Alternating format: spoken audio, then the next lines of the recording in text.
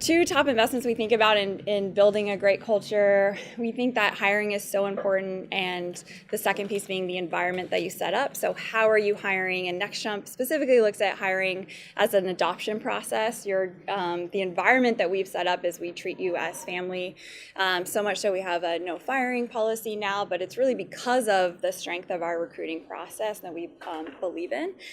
So I'm going to go through our hiring adoption process, how we do that, how we select the people and get the right people in the door. And then Nick's going to cover the environment and really the environment we set up for you when you're onboarded. So letting the right person in the door. So I'm going to talk a lot about the lessons and how we did it wrong from my experience and what we've learned at NextJump. So about 10 years ago, maybe a little more, we had a big investor who was an early investor in Google as well. And he said, I have a few recommendations for you. One, become a tech company, because we had been in more of an advertising and marketing sales company. And become a tech company, move to San Francisco, and hire the best engineers, the brightest people that you can find. And that's what you need to be a tech company. And we said, nope, we're not moving to San Francisco, but we can hire the best, and we'll do it here from the East Coast. So that began our hiring process, where we went to top schools like MIT, Carnegie Mellon, Cornell, Columbia, Georgia Tech, East Coast schools, and went out and hired the 5.0 GPAs at MIT, the top people at Carnegie Mellon, all of the best and stunningly brilliant people who were very driven. But in that process, we discovered that we had hired a bunch of brilliant jerks who were really toxic to the culture. It's kind of like, I'm arrogant. I'm not arrogant. I'm just a lot better than you. It was a common thing. I remember when I joined, we had sort of realized that we had hired all these brilliant jerks, and we actually went through a period of firing them. So we had about 40% turnover once we realized kind of the culture that we didn't want, which was just pretty arrogant, not humble individuals, people who hated critical feedback, did not want to fail. Pretty stubborn in work approaches, thought they had the brilliant idea. No, this is how you need to run the business. And I remember at the time when I joined, I was in an ops role. And it was I think we enabled this behavior as well at NextJump, where it was one of my jobs. I was the best engineer here in Boston. It was one of my jobs to just help him find an apartment because he was too good to spend any time on his own. How dare he go on Craigslist? And it was literally that was my job for a week. And so we had an environment that enabled that, but also we kind of had that. And so the lesson kind of in analyzing all of that and how we look at it today is, one, hire for humility, but also we think about hiring, we're not hiring for who you are today, but who you can become. So Megan talked and Charlie talked a little about on the potential, right? That the humility is the number one money metric for us within recruiting, because can you have the ability to fail, to grow, and really kind of can we see who you can become? So we kind of wrote up some quick lessons, so we'll share these slides with you guys afterwards. But what does humility mean? For us, that's really around a student mindset or a growth mindset. Some of you might be familiar with Carol Dweck from Stanford, who wrote about the growth mindset in education. It's been applied to business, that you're not in a fixed mindset. So that's, I can't grow, I can't do anything beyond my already given abilities. We believe that at NextJump you can always be growing. That's so critical to our belief system here. It's why the feedback is so important, the development areas. We believe that everyone can grow. So much so that when we're doing hiring, we do look for competent, but we also believe that you can become better at your skill. But the character piece is so core for us. So looking for that humility as a precursor and that student mindset. So it also means that you're grateful, responsible, the ownership and errors that you take, and also that failure is an investment in loss. We were talking a little bit about when you kind of map your feedback points and you have the ones, the twos, the threes, the fours, and you can kind of see the ups and downs. that actually when we look at our data, if I'm starting, my average feedback score had been 2s and 3s. I give this presentation, I'm trying some new material, I'm actually getting pretty poor feedback. But that's an investment in loss because I'm trying something new, something different, trying to push myself outside my comfort zone. So that's what we mean by investments in loss. So on the opposite, we are trying to weed out sense of entitled people, the victim mindsets, like the know-it-alls. And I'm just going to walk through kind of how we do that within the college recruiting system. How have we screened for humility? And one way is we look for demonstrated humility as well as demonstrated confidence and grit. So that's within our interview questions that we ask. We have specific questions on these two traits.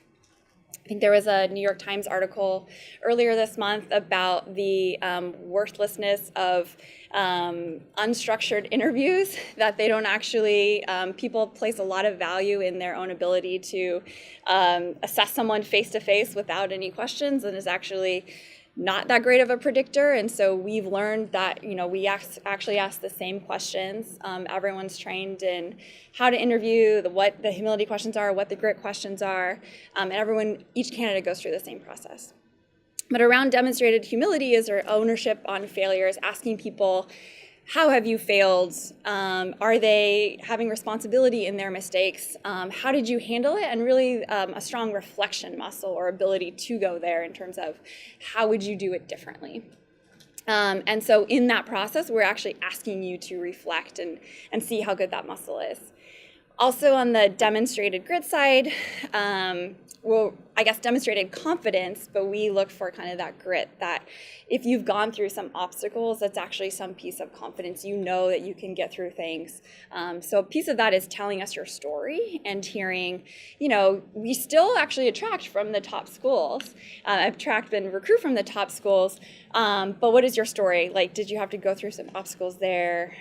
What's your background? So the next piece just being, a lot of people say, okay, so you started to hire for humility and you found all these brilliant jerks. What does that mean? You went to worse schools, not hiring as qualified people? No, that's not the case. We just had to change up how we were asking and what we were screening for. So this is just a snapshot of, we still then go to the East Coast schools, and that's still our focus because we've decided to concentrate here on the East. That's where the funnel is, where we have good school relationships, build programs with professors, so we're still going there. So we do a thing called Super Saturday.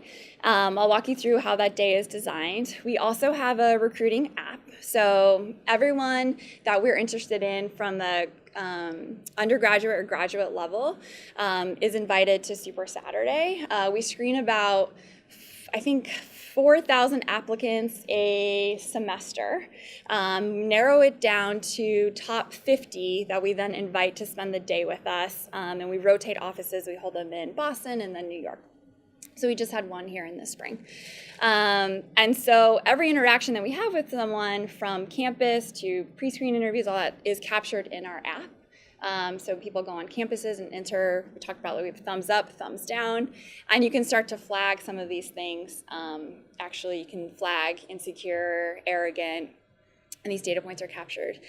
We also have a war room process, so I'm going to talk a little bit more about that, on how we deliberate around each of the people at the end of Super Saturday, and where it's the data plus the human side, and also a strong representation of our NextJump as a high-performance organization where everyone has a voice, but how the day is run. So quick snapshot, everyone is involved in recruiting. At NextJump, there is a culture team that sets the strategy, but on a Super Saturday, every employee is expected to contribute. Boston goes down to New York comes to Boston. It's usually like a 70, I think this is 70 people on this org chart for 50, so it's over the 1-to-1 ratio. On an average day, I think a candidate is interacting with 11 different people, from their coat check to lunchtime to actual one-on-one interviews. So all of that is captured, but it's important for us that we then enable every NextJumper to have a voice in the recruiting process. So we'll actually capture in the app, as I was booking this flight, travel reservation, actually, we just had this story where one of our the EA of Charlie actually had a terrible interaction with someone booking for travel, and it wasn't put in the app. And it got to the point where afterwards, at the end of the day, we were about to make the offer, and he was like, I should have said this thing and I didn't, but he was just so incredibly rude. And actually that whole process is paused for that person right now because of just assessing how, what that interaction was like with, Charlie and Megan's EA. So it's everyone has that voice, and that's so important, just your relationships as an example. But Super Saturday, so it's a two-way street for us. It's actually a pretty long day, 10 hours. There's a couple components that I'm going to go through, just again how we kind of look for the humility and taking feedback in the event. So we have the skills test, so we're still seeing how good of an engineer. It's mostly technical day. We have a team challenge, we have speaker series. So we're not only screening, but we have to, it's a competitive environment out there, particularly for tech and recruiting software engineers. So we're showcasing who we are at our best. Next Jump is unique, if you haven't picked up on that yet. So we think it's a good representation of understanding by the end of the day, which we call this 10-hour date. You should know one way or the other, if you want to join us or not. There's, we wear everything. It's open on our sleeves. So it's a great day. And in particular, we've designed it so your skills assessment is in the morning, and we actually, this is a dashboard in the top right is actually, we are then ranking each people live. So the skills assessment comes in, we then can know who the top candidates are. The top people that are selected to have lunch with Charlie and Megan kind of have to sneakily pull them into the room. Then they go back and they have our career fair. We actually set up and we're pitching to them all the different teams that we have. So they're having one-on-one interactions.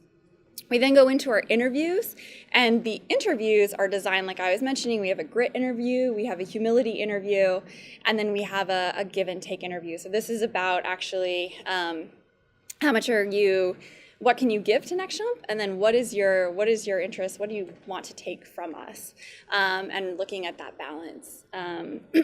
So here we have screenshots of the app, so everyone enters it live as they're interviewing. We flag things you can flag, I might be interviewing on grit, but I can say, hey, I have a red flag. I think there's a humility question. The person interviewing this should follow up. So you can have an understanding real time during the day who our top candidates are and who we need to follow up with. So this is our war room. This is from our New York event a couple months ago. So we actually put up all of the data that we have. I think we probably have, counting here, 15, 16 different data points on per person. So we, on the left side of the room is all of the yeses. On the right side is the no's, basically all the reds, the greens, and then there's a bunch in the middle. We go through one by one and talk about each candidate. So this is 8 o'clock at night, all of these people in the room, but going through, and even on the yeses, the all greens, kind of vetting each of the data points that were picked up and deciding. And what's neat about this is a lot of times we'll have people in the room who just are 6 months, that actually came from this process, they're now on the other side. They can equally share, I did not have a good experience with this person. I had sat down next to lunch with them. In contrast to maybe Greg, one of the co-founders, running it saying, okay, well, all right, well, it's up to, you have to, your thumbs down has to be overturned for this person to get the hire. So it's run pretty awesomely. I think we actually invite people to observe the process this day. A few people here may have already been to it before, but it's a neat thing. And also because we capture all of these, this amount of data. So when we, a lot of candidates ask, we have to give the responses yes or no. Will we make you an offer? We offer feedback to the people that we say no to. So we say, you spent a really long day with us. We actually captured a lot. If you want this feedback, we would be happy to give it to you. It does two things. One, that's actually so rare for someone interviewing to hear why they didn't get the job offer. Two, it actually has created some pretty awesome relationships just on campuses. You become known as like, it becomes, oh my gosh, I'm so grateful for that. Thank you. Like I can work on that, whether it's technical or their personal interview. Another thing is it actually creates somewhat of a door opener in some cases of, and we're open to you reapplying. So especially if you take that feedback, you didn't have a good experience, reach out to us in a year, keep me posted on how you're doing. And finally, for next jumpers to actually practice giving the feedback. So we end up having a lot of follow-ups and thumbs up or thumbs downs that have to be decide, will you overturn it?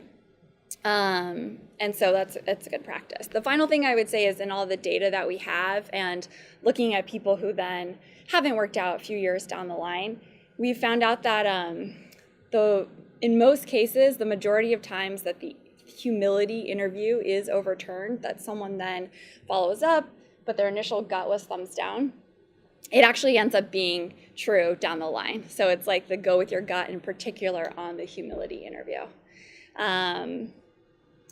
Let's see, I think.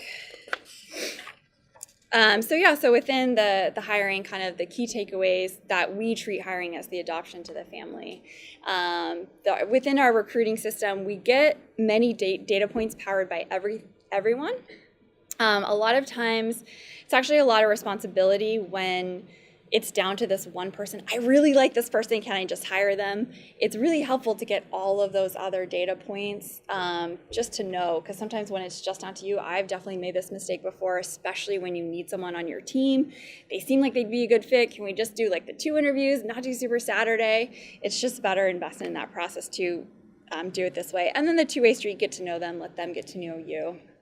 And then that final key being the interviewing for humility, injecting it into the process.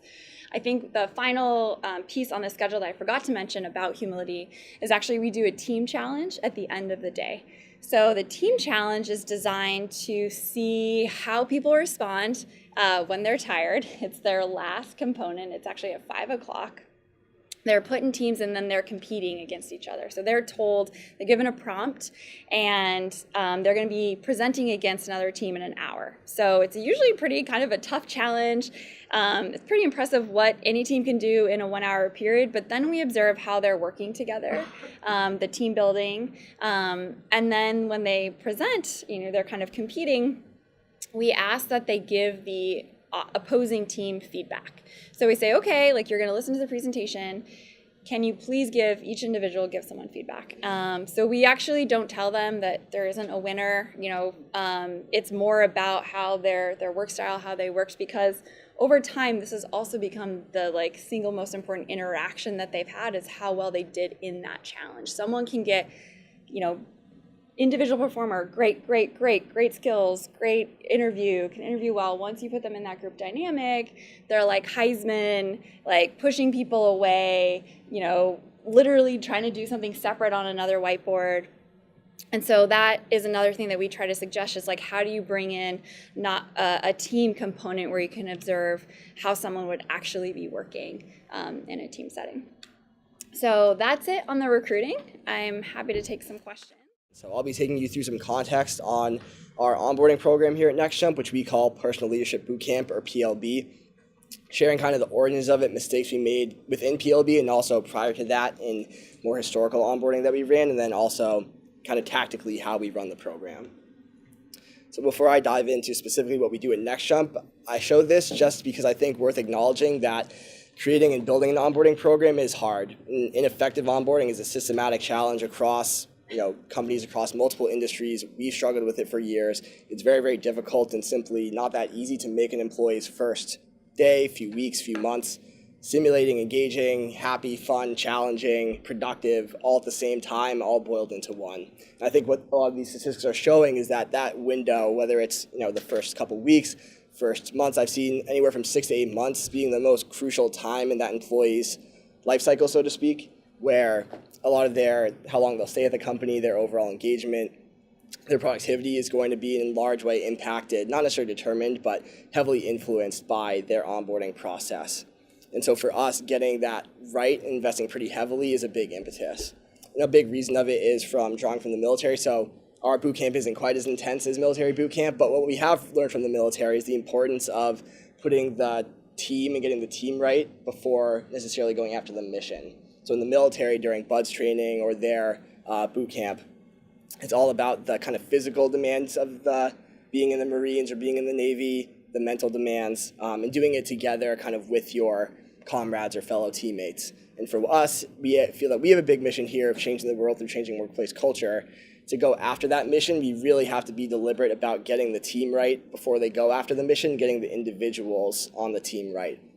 So what I mean by getting the team right is having you get set up with a talking partner. How do you use a talking partner? How do you meet with them? Having a coach to kind of guide you through that process, getting your environment here set up so that when you do start full-time and that stress of full-time responsibilities hits you, you're set up for success and are better able to succeed than you would be without any kind of prior foundation set, specifically on the personal and emotional side. So in terms of lessons learned over the years, I'll share before what we do today. Like I said, we've struggled with this for years, and what onboarding used to be for us is a lot different from what PLB is today. So the three kind of main lessons learned and what we've shifted to are around one, which is doing versus showing. The second, which is getting at the importance of emotional development or character development. And then the third, which is injecting actually stress into the onboarding process pretty early on. So traditionally, I think like many companies, their first day they would be lectured to as a new hire by all the senior leaders kind of on NextJump's core values, which are very buzzwordy terms like engagement and grit, work hard, those types of things. And then it would just be kind of business units teaching you, here's how this team works, here's how this technology works. It would all be very focused on just lecturing versus actually having the new hires do something.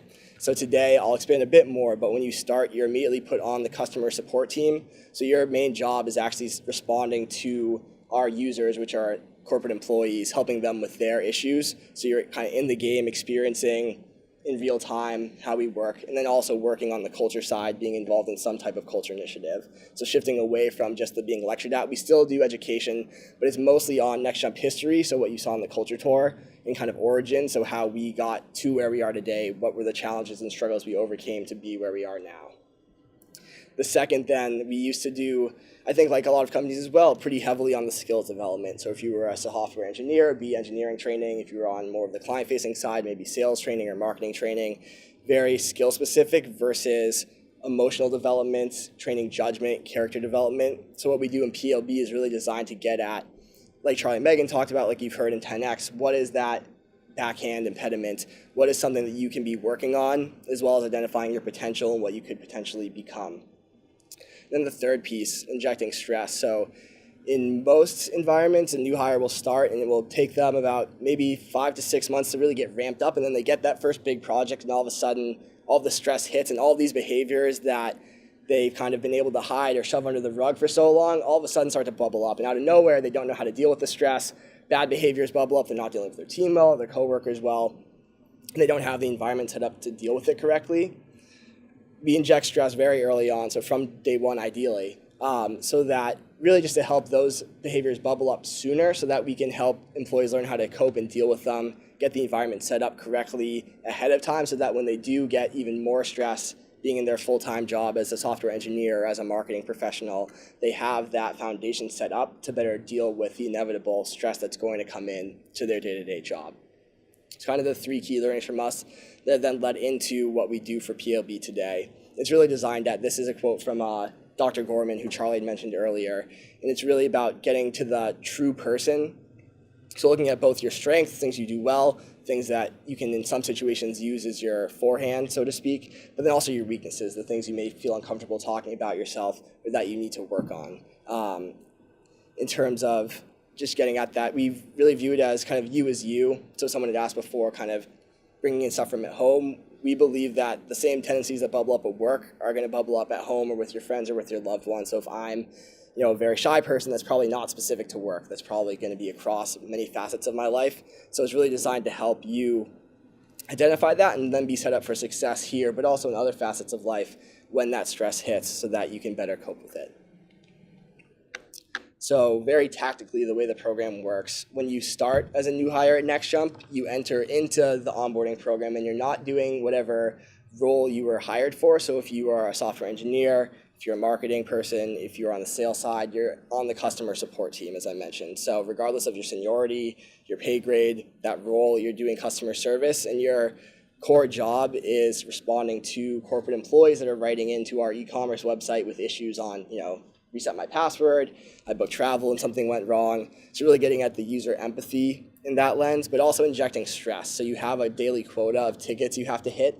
It starts at 30 tickets per day. The second week it ramps up to 40, I believe. It can get as high as 100 or 120. So each day you're responsible for solving those tickets. You then get feedback from customers as well. And we layer on top of that different projects, which we call code red projects. So there'll be many kind of team challenges or surprise side projects that you have to work on and present on. So really trying to early on inject that stress into the process so that as they're kind of in tandem with this, exploring their own self-awareness can have the stress within it. You have a TP in PLB, so someone's starting with you on your first day, and they're your talking partner. So you've heard about talking partners a bit, kind of your trusted person. You're also paired with a coach, so it's someone who has already gone through and graduated this onboarding process, but is a relatively new hire. We do that deliberately versus having a more senior leader be the coach for two main reasons. One, coming out of that process, you're more familiar with it, but it's also good practice of now that you've kind of lived it, you can now coach someone else on it, but then also helps keep you accountable for if you were working all these things in the onboarding program, it's difficult to coach someone if you're no longer holding yourself accountable for your own growth. So it's basically you're doing the tickets, but on top of that, you're working on identifying an impediment or something that you can be working on. And so that's done through, first we'll show you, Rachel mentioned we have the app that we use during Super Saturday, so you'll get to see as a new hire, here's all the feedback that Rachel and John and other Next Jumpers gave me during my Super Saturday. So here's what I was rated. Usually it's pretty good. If they got hired, they got a lot of thumbs ups, but it gives them initial insights into at kind of the highest level if they were rated on the more confident or arrogant side or on the more humble or insecure side. So just giving them some starting data points in terms of self-awareness, and then through things like situational workshops, through feedback from their peers, through working with their coach and their TP, starting to get more and more data points to suggest, okay, when I'm under stress, these are the behaviors or tendencies that start to bubble up that I could potentially work on.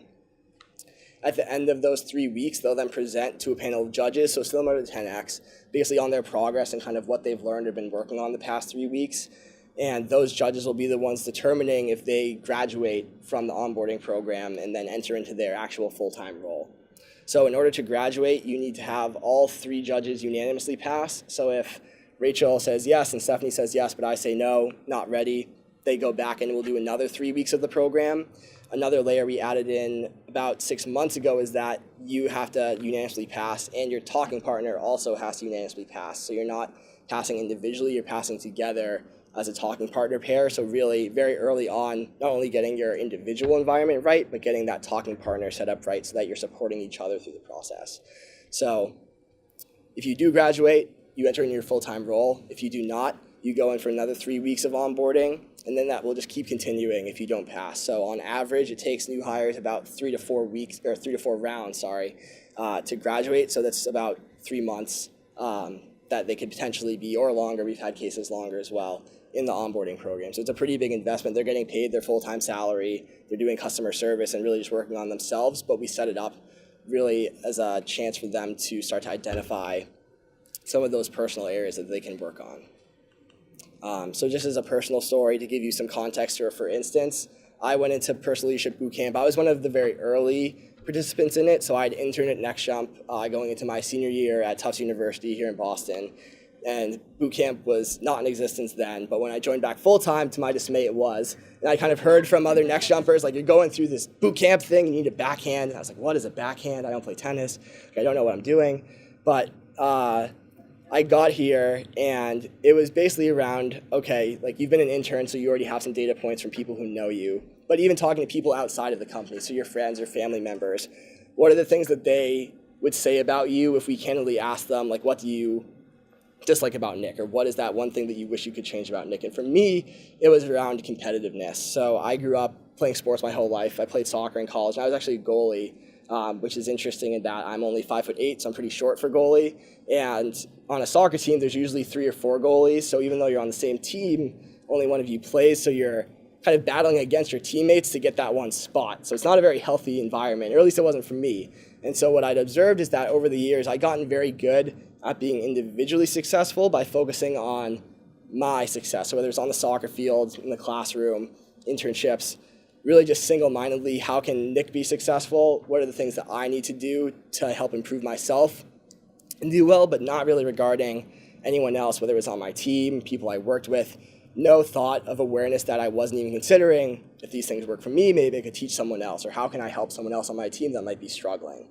So the first step was kind of becoming self-aware of that. So I kind of like knew in the back of my head, or similar to John had mentioned, if you told me that's what I do, I probably would have viscerally said, no, I'm really helpful, like I'm not selfish. But seeing all these data points of people and really close friends that I'd lost or burned bridges with because, a stupid fight on the soccer field, I wasn't seeing how my behaviors were impacting other people negatively. So first was kind of coming to that self-awareness of what is that thing I can work on. And in some cases, being competitive is good, right? It's helpful. In some areas, it can be my forehand, but in other areas where I'm trying to work with a team and helping other people succeed, it can be very costly and hurt others. So then it was building practice grounds where I could, in essence, practice the opposite. So instead of focusing on my success, putting myself in areas where my success didn't even matter, and it was all about helping other people succeed. So in boot camp, for instance, I was leading a team where every person on the team were the lowest performers. They were not hitting their daily quotas, and I was rated solely on how well I could get them to succeed and to hit their goals. So at first it was like, all right, here's the playbook, here's how you do it. It's going to be super easy, just do exactly what I do. And it didn't work, so I had to figure out, okay, how do you coach people that don't have they're not the same as me. They're not just going to follow exactly what I do, and it's not going to work for them. So finding these areas where I could practice my backhand of putting others before myself, and then seeing how I could use that to my advantage in a work setting, within a team, in building a team, and knowing that if I'm going to grow as a leader, I can't just be doing everything myself. I'm going to have to bring people up with me, groom people up to be better than I am at certain things in order to succeed personally and as an organization. And it's really around this equation you saw earlier again of performance equals potential minus impediments. So a lot of what we do in PLB is getting at the impediments piece. So what can you work on? What is that uncomfortable truth about yourself that you might not feel necessarily comfortable bringing up, or it kind of hurts to talk about, but it's impacting yourself and others negatively? And getting to that through feedback, talking to people out of work, hearing it from multiple sources. But we also do a bit more, especially as of late, so the past probably year and a half or so, on the potential side. So trying to, similar to hiring, we hire you for not who you are today, but who you're going to be, helping employees craft a vision for who they can become. So we actually run a course with Simon Sinek's group. It's called Start With Why, similar to his book, where they craft their why statement, so kind of their personal purpose of who they want to become and what their purpose here is. To help them balance that, your weaknesses, what you need to work on with, I'm doing this because I'm striving for this higher level purpose, and seeing that balance there, I think being helpful as well. So they'll come out of that course with this like one-pager kind of highs and lows graph where they outline the lowest points of their life and the highest points as well, and then that kind of very powerful statement of what it means to them and what they're kind of growing towards as well. So I'd mentioned kind of once you become more self-aware, you identify that impediment, it's now finding areas to practice. So the main tools we give in terms of finding those practice grounds is mostly on the culture side. So we use this character imbalance worksheet as just a very high level. Either you fall on the more arrogant or confident side, or the more humble, insecure side. And these terms we use so much in NextJump that they're very much so desensitized. The first time you hear it, it's a little bit, you kind of get taken aback, but you hear it so much that it's really just used as more of a guidance tool to help you identify, okay, if I am a more arrogant person, I can then practice things like, instead of speaking up, and my tendency is to cut Rachel off during the culture tour, to take a step back and listen and really be more observant. So using that as a very high level guide, and then we actually have different what we call courses. So if you're on the more humble side, you'll go into the humility course, which means you might run a public speaking session, which to a insecure person would be like the worst possible thing, where they have to go up in front of the whole group like this and talk,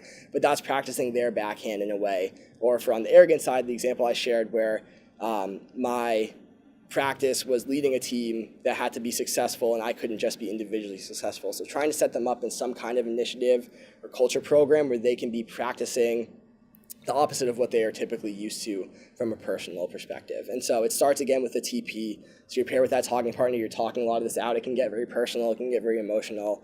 Then taking it a layer out in those workshops with your coaches, and then finding these practice grounds to practice. And I think we had one great question here of, what do you think, if 10X, after we watched 10X, if 10X was removed from Next Jump, what would you miss about it, or what do you think it would take away? And for me, I think the biggest impact it can have on a new hire is to be able to see someone, either a recent hire, go up and give a 10X presentation, or a more senior person, and just to see that no matter how old or what the level of experience they're at, they're still working on themselves, they're being vulnerable and sharing what they're working on, being a really powerful reinforcer while they're in that process, which may seem really murky, really uncomfortable, that one, it's okay to do, and two, they're not alone in that process. And then the last piece I'll touch on quickly, one kind of, I think, unintended offshoot of this that we discovered was the importance of the actual graduation ceremony. So if you do pass the onboarding process and you unanimously with your talking partner are deemed ready to graduate, the following Monday, we always have a company-wide staff meeting on Mondays, and the PLB graduates will be honored during that meeting. So their coach will get up and say a few words about their experience coaching them. The new hire will then actually get to share their journey. So you'll see in a second, I'll show a video of a few recent new hires sharing their journey, but just talking about their kind of experience, what they've been working on, their progress within the process. And then they will be jacketed. So I have my jacket here actually. So every new hire is given this nice Patagonia jacket with their initials inscribed on it and their start year. So Next Jumper since 2013. You can see Charlie's up there in 1994. And their coach will put it on them, and there'll be a standing ovation, and everyone will basically welcome them into the Next Jump family officially. So I think that communal experience of hearing them share their story, seeing them get the jacket on, and sometimes they've waited 3-4 months to get this jacket and finally be an official Next Jumper, being a really powerful and emotional experience, but also just injecting that pride into becoming a Next Jumper and reminding people that they've made a lot of progress, but it really is a longer-term journey of always being kind of on this quest, for lack of a better word, towards personal growth. So if New York, you can pull up this video, I'll mute the mic. This, just for some quick context, are 2 new hires. I think this was about 6 or 8 months ago. And this is at the Monday meeting, so them sharing kind of their experience in PLB. And so Daryl, who you hear from first, I'm gonna look this up so I don't get it wrong. He came to us from the Navy, so he actually had a 23-year career in the Marines, was introduced to us at Academy through the Department of Defense, and so he went through boot camp at the same time as Kyle, who's his talking partner, who also in the military. He's a surface warfare officer, actually, so he's here with us for a year as a Navy fellow, so actually interning at Next Jump. So vastly different within the military levels of experience, obviously. They both entered at the same time, so this is them kind of speaking on their progress within PLB as they're about to get their Next Jump jackets.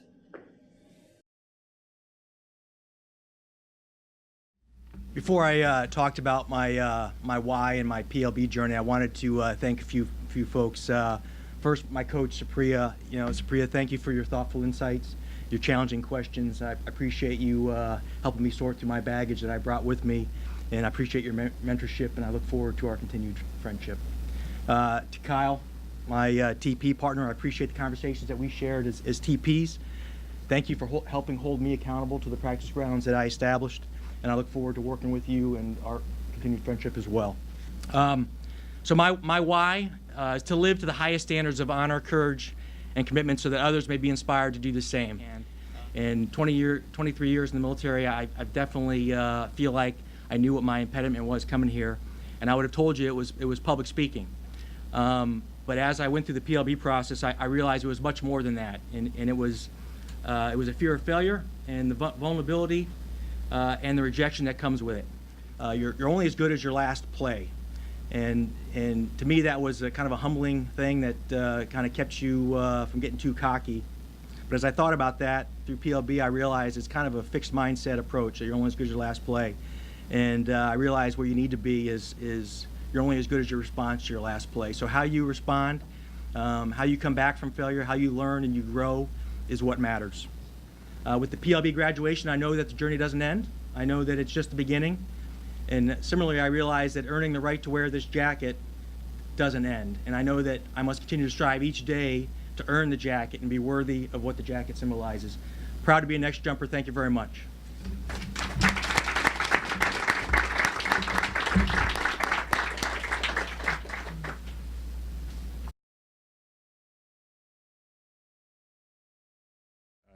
My backhand is impatience, as Francesca already said, and definitely struggled in the beginning with the process and like not necessarily knowing what the formula was. I just wanted to like jump into the results, very typical like Navy way. As I just self-reflected on this impatience, I saw these patterns in my like personal and professional relationships that I'm not proud of. It really developed these things where like I was unapproachable, which was hard for me as I look back, because I really do enjoy like seeing people succeed by like teaching them new things or passing on my knowledge, and that's where my why statement is developed from, is making meaningful connections so that we can achieve our personal best. But as I continue to struggle and learn how to live my why statement, the development of the relationship, of the TP relationship with Daryl has been amazing. Thank you everybody for all your support and welcoming me into the Next Jump family. I'd rather eat cheese.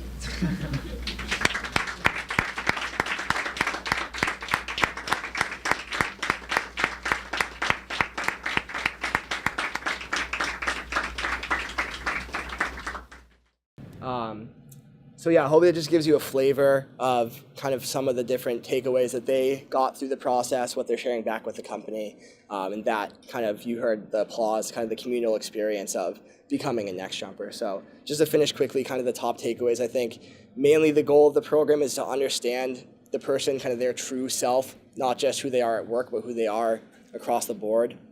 Injecting stress into the process early on to try and bubble up some of those behaviors earlier versus waiting till they've been there at the company for 6 to 8 months. Feedback, so constantly you see we use the app, we use that during PLB. They're seeing their hiring feedback from Super Saturday, they're getting feedback from their talking partner, judges during PLB, their fellow PLBers. They can seek feedback out from people at Next Jump, but also outside, so really just kind of get them integrated into this culture of feedback. And then finally the ceremonial graduation, as you just saw. So I'm happy to take any questions. We can also do recruiting questions if there's any spillover.